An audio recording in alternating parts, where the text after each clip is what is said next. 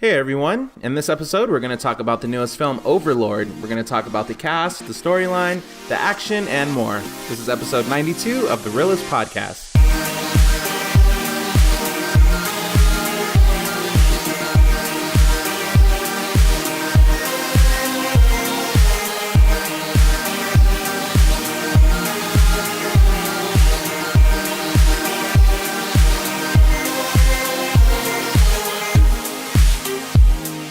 Hello listeners and welcome. My name is Donnie. And I'm Oscar. And we have our producer Ruben here. Hello. Hello, Ruben says. And you are listening to the Reel-ists podcast. If you're a returning listener, welcome back. If you're new, welcome. Thank you so much for checking out our podcast. We really appreciate it. And we really think that you are going to like this one. If you love film, I mean, obviously there's a reason you're here, right? I think it's maybe because you have an interest in film, so that's probably what drew you to us. Or maybe it was just word of mouth. Maybe you heard some people saying, oh my God, have you heard the Reel-ists podcast? It's amazing. You have to check it out. I would love for that second one to be the case. I would hope so, right? But anyways, thank you guys for checking us out. We are on social media. If you ever want to interact with us, we're on Instagram, Facebook, and Twitter at Team Reel-ists, Team REELISTS, no dash. You can also leave us a comment on YouTube and iTunes if you'd like. And we are just really grateful that you're choosing to listen to us. We know there's so many other podcasts you could be listening to, but I promise you won't be disappointed. You will be very entertained. I'm a very entertaining person, as well as Oscar. Ain't that right, Oscar? That's right. As well as our producer, Ruben. He's pretty funny himself when he jumps on the mic. So before we get started with this episode of Overlord, I just wanted to take a little time to talk about someone that we lost over the past couple of days, Stan Lee, an amazing person who did a lot for Marvel, the company, a lot for comic books, and is the reason why we have a lot of the MCU films and the characters that we've come to love and enjoy.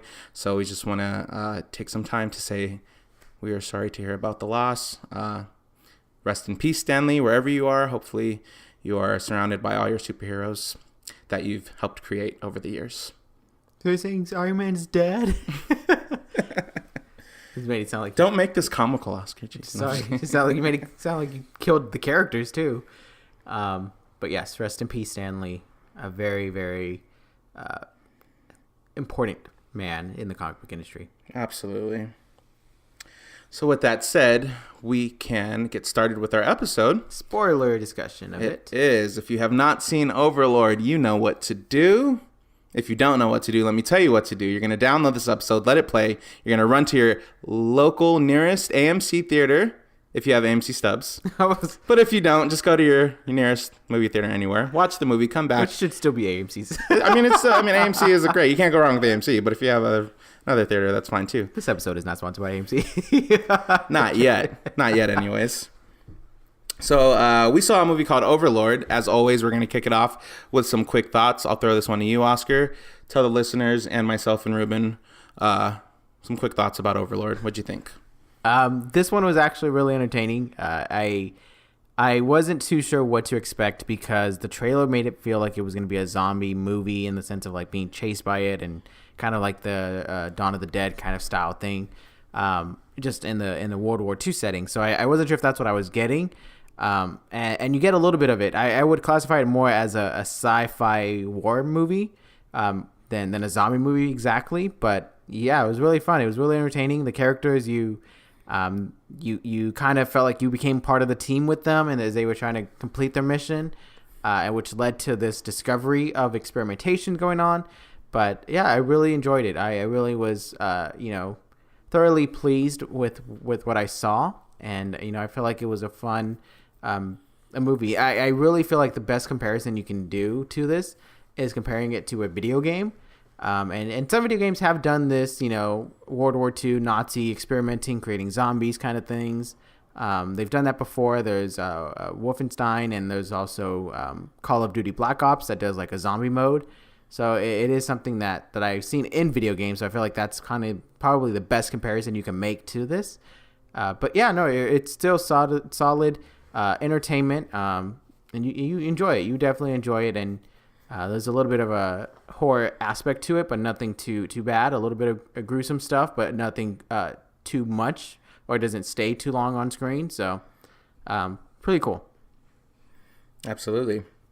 On the eve of D-Day, American paratroopers drop behind enemy lines to penetrate the walls of a fortified church and destroy a radio transmitter. As the soldiers approach their target, they soon begin to realize that there's more going on in the Nazi-occupied village than a simple military operation. Making their way to an underground lab, the outnumbered men stumble upon a sinister experiment that forces them into a vicious battle against an army of the undead. Yeah, that was pretty much what it was.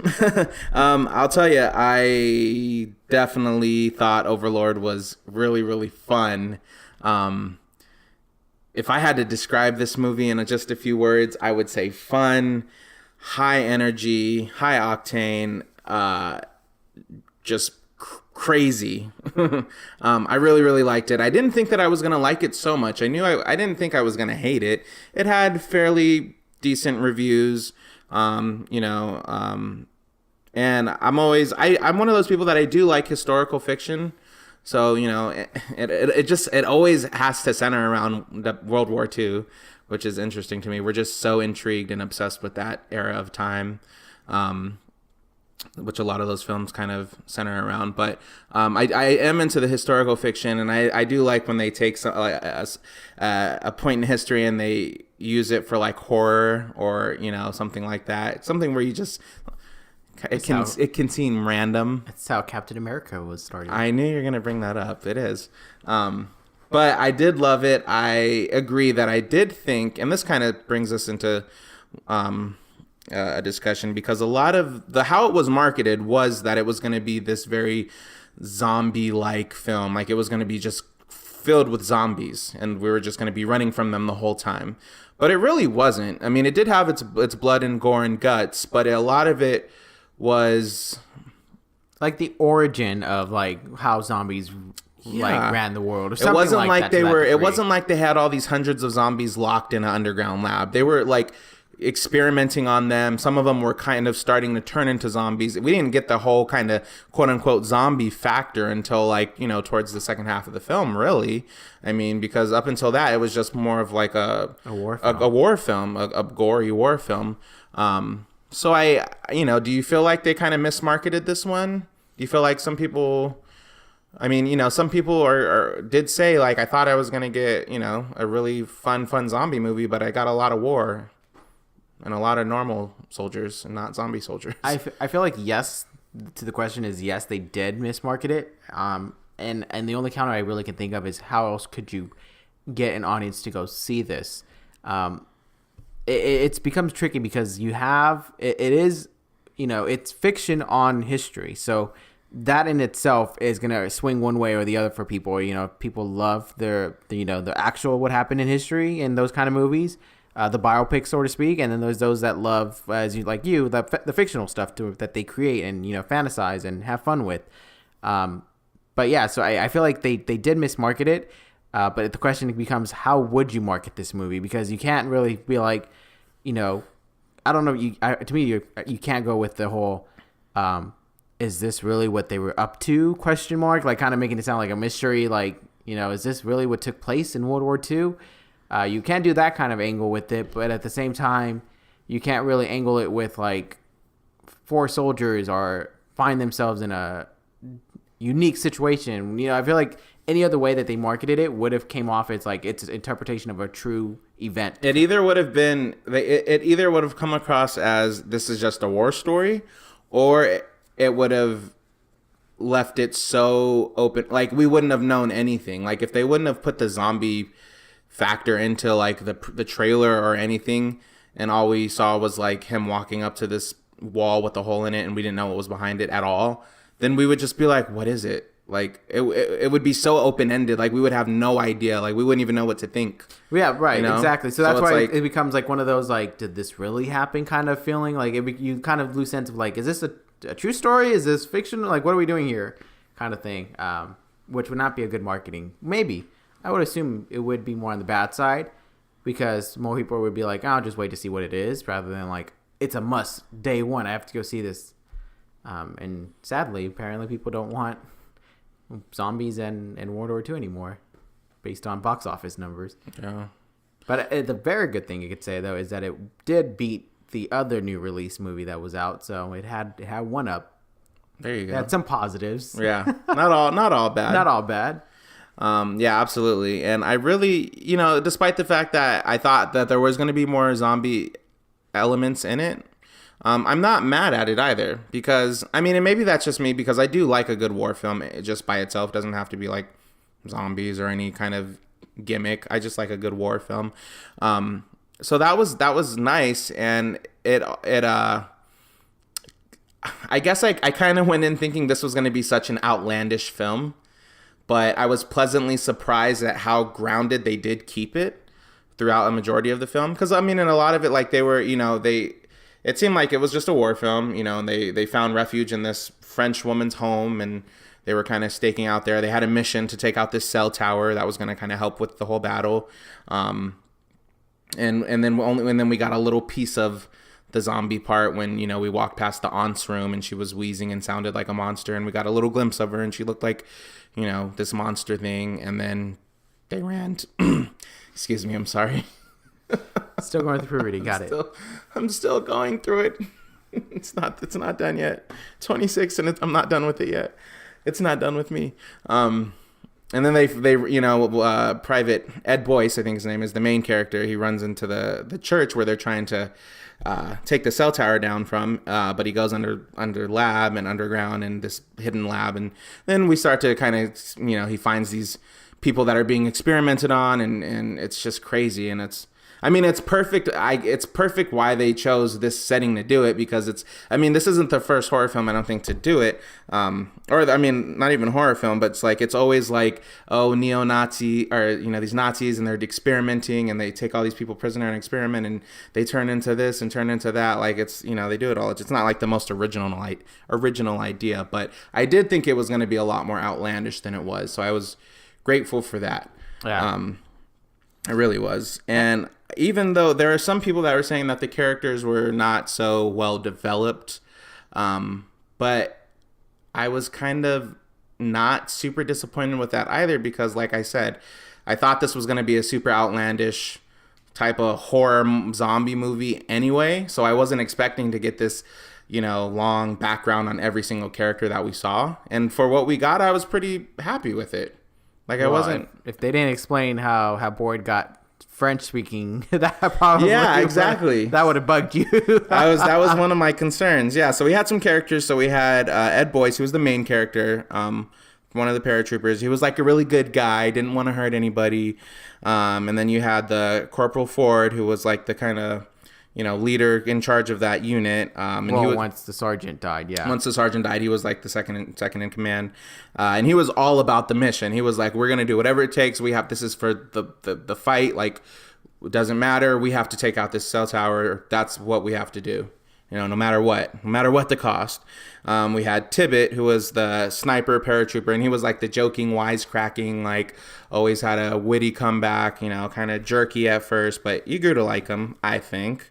And then you had Waffner, who was like he was the bad guy. So we did have a bad guy, a villain. He was one of the Nazis' captains, and he was like kind of helping take these prisoners and experiment on them and torture them, and he was just like really, really bad. And towards the end, and I wanted to ask you, I was totally getting like dang, I'm having a brain fart right now. From The Dark Knight, not Joker, but Two-Face. Sorry. Woo. I don't know why that just escaped my mind. Like the way so to make a long story short, he got, I think, burnt. He got shot in the face, right? Yes. The villain. This is supposed to be the villain, and they had captured him, and they were trying to, tell him what's going. They were trying to get questions out of him. Why are you guys experimenting on the people? And he was being a typical villain. He was like, I'm not going to tell you anything. You'll get nothing from me. Long story short, he escapes, goes back to the experimental lab, gets injected with this serum, or injects himself with this serum, which makes him into this like super zombie fighter thing. A super soldier. And he looks like Two-Face, and I was just like, That was where I kind of was like, come on, you couldn't do something a little more. Like, I was just, did you not get Two-Face vibes when you saw him? Did you not think of it? I did, in the sense of, like, the one face was, like, human and the other one was more, disfigured with the big chunk missing from him, and you can see his, like, teeth and his skull. I did get that. Not like the character is behaving like Two-Face, No, but not yes, visually, just the yes. visuals. Yeah. And it just looked very, that was one part that did disappoint me, because it looked, I mean, it was like, it was CGI, but it looked like it was very CGI, whereas like there were some other aspects of the film that did look very realistic. So I was like, why couldn't you make that part look more super realistic too? I'm glad that when he drank water, though, he wasn't like falling from his teeth or anything, like none of that cliche that they always usually do when it's a skeleton person. But yeah, I feel like, to me, the villain, once he did transform, that became a bad villain and not like an interesting villain, because it went the escape route of like, oh, let's just, let me use these things that, I only know a little information about, supposedly, to get yourself super strong. And then you're just like, what was the purpose of that? To set up a bad guy? And I feel like you didn't really need a bad guy like that in this movie. Like, I understood that, and I felt to me, it's just like, I don't feel like this guy deserves to be our bad guy for this movie, because, I feel like, he got beaten up and everything, and to just be like, well, I'm not giving up and become a bad guy. To me, that was a little bit disappointing. I felt like they could have maybe like someone else was like, oh, I'm gonna take one for the team and, become a soldier, and that would have freaked us out. Or, the one that was attacking the girl, that one felt like that should have been the villain. That should have been the villain. Agreed. More so than this bad guy that we got. So, and that was just like a random person that they experimented on. Well, they left the door open. Yeah. Yeah. He got loose, and he was chasing Chloe, who was the French girl that all the soldiers were hiding in her home. That one seemed like it was super scary and super, just like driven by just pure, I don't know what you would call it, madness and deformity, and just wanted to kill and hunt. And that's what I was like, yeah, this is what I want. Like, this is what I was waiting for. And it was super scary, and it was fast and running, and even the way it was running. I don't know if you ever saw Dawn of the Dead. Did you ever see that one? I mean, not a long time. That was back in like 2000 something with Ving Rhames and the dad from Modern Family. Zack Snyder movie, yes. Yeah. So like, in that movie, the zombies run really, really fast. Right. And that's what it made me think of. Like, those are the zombies that scare me. It's not like the slow moving, not like The Walking Dead. No, not those ones. Those don't scare me. But the ones that can run and keep up with you and chase you really, really fastly. Those are the ones that don't get tired. Yeah. And it didn't, and it was like freaking me out. So it shot multiple times, and it just still kept going. Yeah, you had to really burn it to death. But I feel like those villains, with obviously with the Nazis themselves, them being the enemy, and with those zombies, I feel like that and racing against the clock, so to speak. I feel like all of that would have sufficed enough for this quote-unquote villain of the film. Like, maybe all three of those things could have been the one unifying villain. I don't think we needed this extra additional character, Captain Waffner. I mean, like, his role, I feel like, to me, his role should have ended when he escaped. Oh, dang, he got away. Like, that's unfortunate. He's going to go tell Hitler, or whatever the case would be. Like, that, to me, would have been fine for that character. But to have him continue on and experiment with himself, and, yeah, that's kind of was just like, no, not clicking for me. I feel like your part was done. Yeah. You're staying your welcome here. Yeah, you're overstaying. Yeah, exactly. You are. I do want to mention, though, the one thing that I also didn't understand, and this is why this character did not work when he became a super soldier, was why would he want to inject Corporal Ford with the same serum? Like, that would have made him even fight. Like there was a moment when he was like preparing to inject him with it, and it was just kind of like, why would you want to do that to your enemy? Like I get maybe you want a fair fight, I don't know, but to me that was just like, that was a bad idea. And you gave it to the point where, like, when Ford saw it, he was able to inject himself and actually fight back. So it was kind of an odd choice making there. I felt like that part just, It was more of just like, oh, let's give it that dramatic, like, fight scene. Like, who's gonna come out on top? And I don't know. Maybe I was just wondering, like, how they were gonna land this plane for the, like how the film was gonna end. But I don't know why, but I feel like I knew that was gonna happen. And I had kind of mentioned this before, but like with Ford himself, Corporal Ford, he was from the get go. He was like, we're gonna do what it takes to complete our mission. Yeah. So I already knew that at some point he was gonna die because he was so fine with dying already. He was like, whatever it takes. That was already his mentality. So I feel like they were already kind of prepping us for like, okay, he's not gonna stay alive till the very end. Somewhere he's gonna die. So then when as soon as like he hooked him, he like physically put a hook in him, and it was disgusting and gruesome. But I was like, I don't know why, but I was like, oh, okay, so he's gonna get off the hook. He's not gonna die here. He's gonna inject himself, or he's gonna get injected with the serum. There's gonna be a battle. He's gonna win. He's gonna want to die because he's been injected. He wants this and everything around him to die, to be exploded. So no other country can, or so Nazis can't. Very predictable for you. And and that's the thing. So I will say this movie I feel like it was predictable. However, it's one of those films that I'm totally okay with it being predictable. It was like Ocean's 8. We knew Ocean's 8 how it was gonna go. Super predictable. Nothing crazy out of the ordinary. I mean, there were a couple twists in there that I was even shocked, but I knew how it was going to end, but I was fine with it. I was totally okay with it. I had no problem. So it was like with this film too. I kind of figured, I knew how it was going to end, but I was fine with it. Okay. Because, and I think it's like, it was just entertaining. It was a fun film. I really, really liked it. Who was your favorite character out of the whole cast? Boyd, I think, would probably be my favorite. Just because of his good intentions and good nature. I feel like that would be me in a war setting, would be more of just like it doesn't have to just be immediately shoot. And I get that in war, you can't really put like your personal beliefs and all that stuff in it, because that could lead to either you dying or leading your team to die, or whatever that case it could be. But I just liked his perspective of just like, like, not trying to kill, the bad guy immediately, or, not just torture him or beat him up just for the heck of it, like have a purpose to it. Trying to, get Chloe to, join the team because they're in the same side, or whatever that case would be. I feel like he had a lot of good points and a lot of interest. And so when became more of like, I can see myself in that character, I think that was why I leaned towards this character being my favorite. And then the other good soldiers, I mean, they were definitely entertaining. Mm-hmm.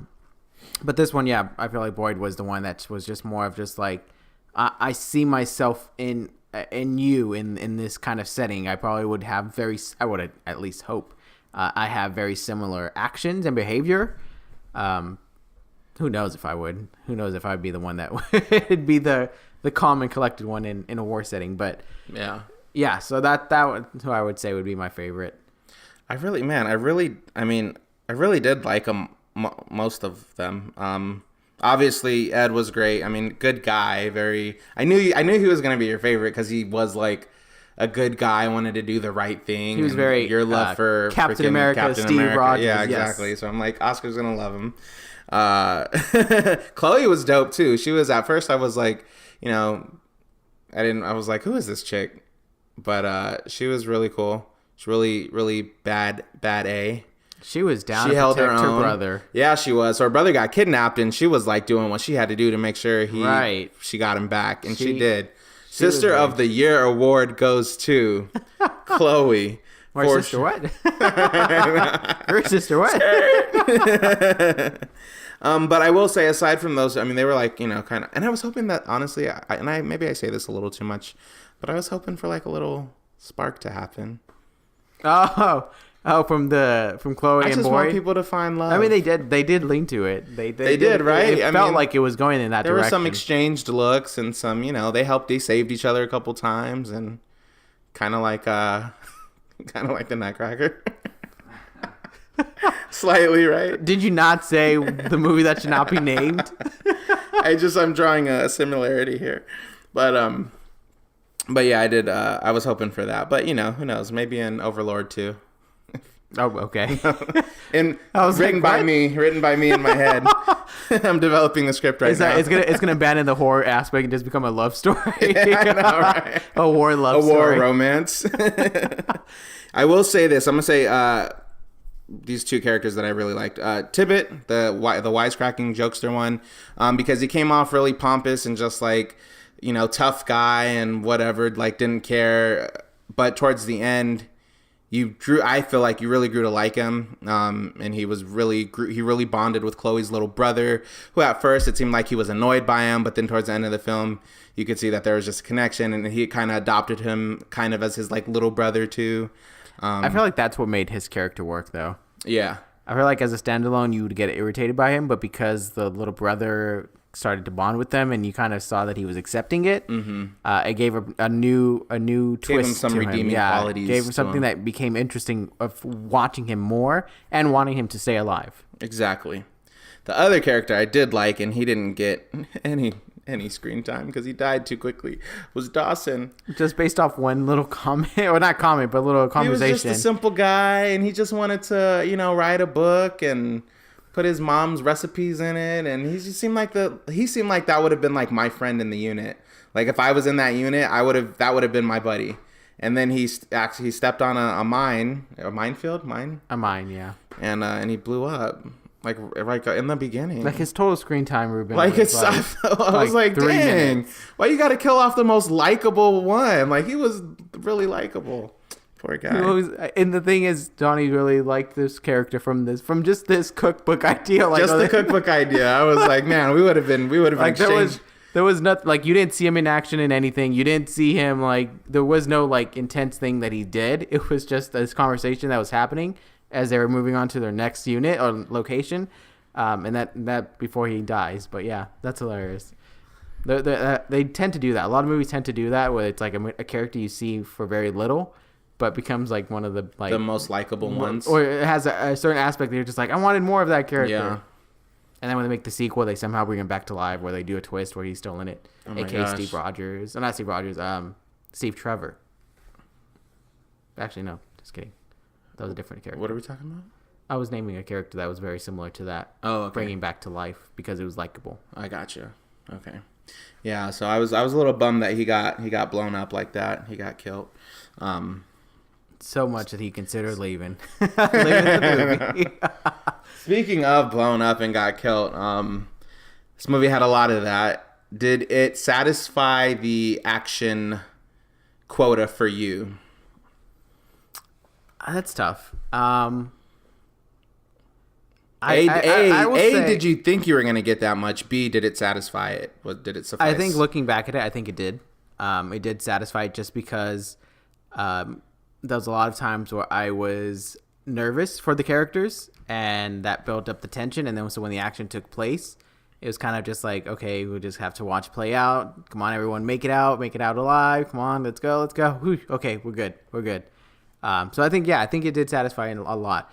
And I'll talk about my favorite scene, which ties into that when we get to that portion of it. But yeah, I think it did. Okay, Oscar. So what's your favorite scene? Oh my god. So there's two.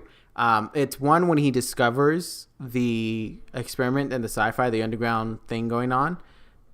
Boyd's curiosity to kind of just continue exploring was very interesting. It gave me video game feels, where you're kind of just like in a video game when you get to do that and you got to explore an area, you kind of you walk around and do everything. At the same time, you have to be careful. There's a few games that come to mind that has that aspect to it, so that was nice to kind of like reminisce on that. And then the second scene was when he blew up the tower.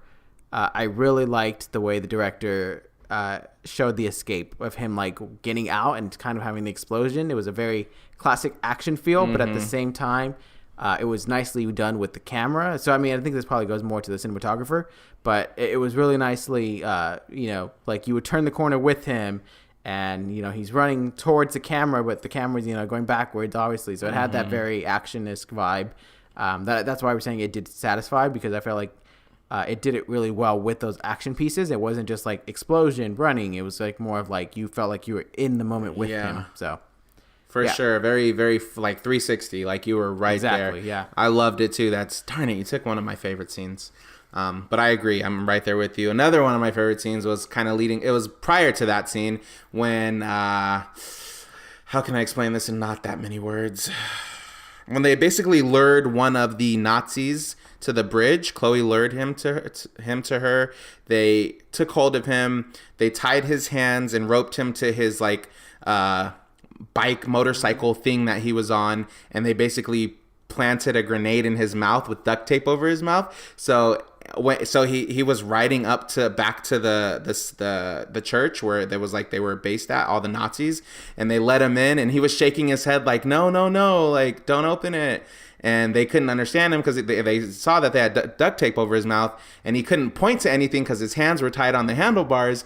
And so when they pulled out when they took the duct tape off his mouth, it pulled out the grenade pin, and then right next to him they had lit some flares in his bag. So everybody blew up. All the Nazis blew up. I thought that was so dope, so epic, such a cool way to just because I was wondering, I didn't know what their plan was. I didn't know, I knew they had to get in there, but I didn't know what they were going to do, if they were going to try to take them out one by one, sniper shooting them. But I thought that was so cool. That would have been the safe route, not the fun route. Yeah. It's just, yeah, man. This was one where you kind of just I don't know if this would actually be able to play out in real life in that sequence to start the flare from the time that they put him on the car and all that stuff, but yeah, I don't know. I mean, but there's a lot of things it worked. There's a lot of things realistically that you're kind of just I know that can't happen, but I'll allow it. Oh yeah, for sure. But I'm hey, you're giving us Nazis you're giving us zombie Nazis in World War II, right? Whatever. We're already going left with it. Let's keep it coming. The one thing that comes to mind as well that was a more of the unrealistic thing, but it was just I'll allow it, was when the scientist got Boyd from behind, and the scientist was wanting to kill him. Debate. I feel it wasn't even it wasn't even a kill instant. If you wanted to kill him, you would have killed him, but he was more of just wanting to talk to him, and it was unfortunate because it wasn't subtitles for us to know what he was asking or what he was saying, so I don't know exactly what was going on, but it gave Boyd the chance to attack him. So it was kind of just that was all right, realistically, if that's your enemy, you probably would have shot first. And that's what this is what pissed me off about this movie. There are so many moments where it's just kill him. Why? It's total just movie. That's just what happens in movies. It's you have your shot, but you don't take it. You're when they had the captain, the evil captain, they had him tied up in the attic, and it's and then someone let him go, and then he snuck away, and it's he never should have gotten away. You should have just shot him. Yep. Could have avoided all this. Yep.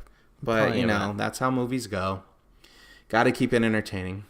Oscar, with all that being said, what would you give this movie? Final row score. This one is going to be a 3.5 for me. It is satisfying as a movie. It's very, very video game like moments, and I feel not in a bad way, in a good way. I was thinking about it too, and I was kind of well, why does this work more so than video game adaptations? And I feel this is because it's not based on anything, so you have the liberty to watch something that you really can be oh, I can play this better, or I can do this better, because it was its own story thing. So that was really cool.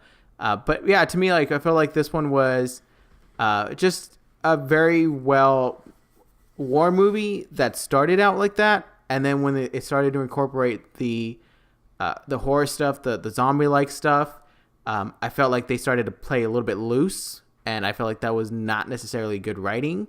I feel it started to go a little bit downhill with that. But the entire war aspects of it, the soldiers, wanting to, hide and, infiltrating and all that stuff, I thought that was really fun. To me, just a lot of the zombie and the sci-fi portions of it just didn't stick the landing for me. But yeah, I enjoy this overall. I don't see it as one that I would find myself playing often. I feel it's a one that I can enjoy for what it was and move on. But overall, I really did like it. There's just some things that kind of would just could have been improved, I think, more so than anything. But right. Okay. I hear you, man. I'm actually going to be a little more generous, and I'm going to give it a 4. I was expecting a 4.5. Well, no, it definitely had its flaws, but because you were really excited at the end. I was, and that's why it's getting a 4. But I can't say it's, I've given some movies a 4 that, on this podcast, and those movies are better than like the movie. How it's made is better. The cinematography, the script, the characters. Right. So I can't do those films, like that and give this one a 4.5. I did just straight up just enjoy the hell out of it. It was just everything I wanted. It was fun. I mean, from the beginning, from the jump, they're in a plane and they're going to jump out of this plane and try to, well, I don't know if that was their plan all along, but I mean, just the energy was high. We were getting bullets, we were getting shot at left and right, and body parts were going off. Blood was, spilling out, and there you can just feel the excitement. Well, not excitement, but like, well, you can call it. They weren't excited to be there, but it was excitement, and there was just like chaos and hecticness, and it was like, oh my god, and the plane was going down. I mean, from the jump, so it was like, dang, like, and that was the first 10 minutes. That just puts you right in it. Like, this is the movie you're in. It did simmer down a bit throughout the film. I will say, I wish it would have kept that pacing a little more. I felt there were some moments where it lulled a little bit, but it is what it is. But it was just, I loved the excitement of it. I loved the war aspect of it, and the soldiers, and the them being soldiers, and that aspect of it. And then we got into like the whole experimentation on humans, and that having certain effects on them, and that was interesting. That's always interesting too. Obviously, they keep going back to that. It's a pretty winning formula, I think, for a lot of people.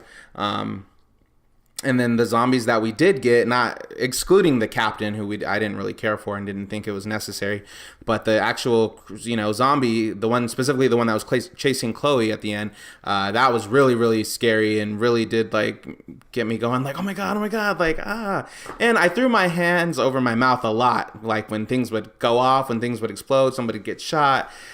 It did, like, I was like, oh my god, like a lot of the film. So it had me in it, man. It had me in it. I was in it. It had me along for the ride, and it was just everything I wanted. And I loved that the core characters that I really hoped didn't die, they did not die. And the one Ford, who did die, I was okay with it. I had accepted it from early on. And then the other guy, the photographer guy, I was like, it sucked that he did die, but I wasn't super invested in him.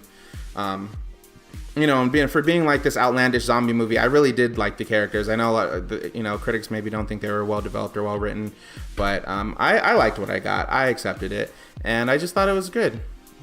Definitely had its flaws, had its faults. Could have been better, as any film could have been, but I'm still nonetheless going to give it a 4 out of 5. Based on just the entertainment aspect alone, I would watch it again. I would go to the movies and see it again if somebody wanted to go see it. Does it crack his top 10? Dun dun dun. Oh, you're gonna have to stick around to hear. We're getting to that time. We are. It is a coming. It is. It is. Start promoting that. I gotta actually have to start developing my top 10 list. I know a handful of films that are for sure going to be on there, but I don't. It's really tough. I have. You do way better because you keep yours up to date and organized, and you But the thing with every film that comes out, you place it, and so it's really tough because it's like, are you going by your scores that you're giving it, or are you going by how much you really like enjoyed it? And then it's just really tough to really be able to say like, oh, this movie's on the list, and then you see the next movie after that, and it's like, oh wait, no, this one might go above that one, and then it's very. Definitely start now because it's time consuming. I know. I am gonna start it. Have you started yours, Ruben? All right. Get to it. Don't waste time. Yeah. You are. We'll read it out. We'll read it. Yeah. We'll read it like David Letterman's top 10. And the number top 10 is. Exactly. But yeah. Thank you guys so much for listening. Let us know what you guys thought about Overlord. Tell us if you loved it or if you hated it or anything in between. We don't Donnie care. would prefer you don't tell us that you hated it because he wants to be excited with and talk about it more. Don't kill my excitement for it. No, I mean, let me know. I'm sure there's people that hated it. Just let us know. You can go talk to Oscar. Remember, we're on Facebook, Instagram, and Twitter, and you can leave us comments on YouTube and iTunes as well. So thank you guys so much for listening, and we will catch you next time.